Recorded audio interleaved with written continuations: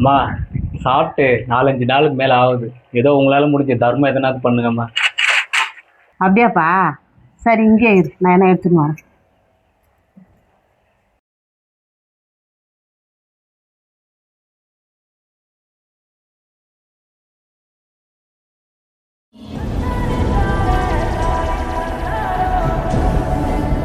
இவ்வளவு காசா?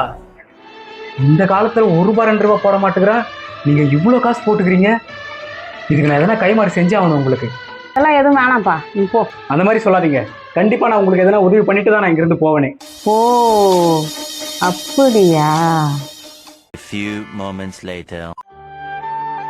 கர்ற கர்ற கர்ற கர்ற கர்ற கர்ற கைவிட்டியா? அந்த துணி கொஞ்சம் துவைச்சிருப்பா. துணியை துவைக்கிறதா?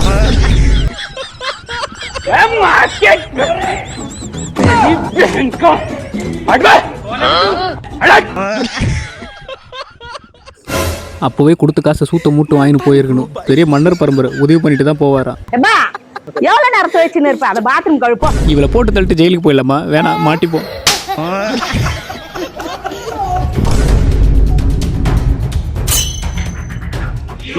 உன் காசு இதுக்கப்புறம் உன் வீட்டு பக்கம் வந்து வச்சுக்கோ. உன் செருப்புல நடி ஆள விடா சாமி.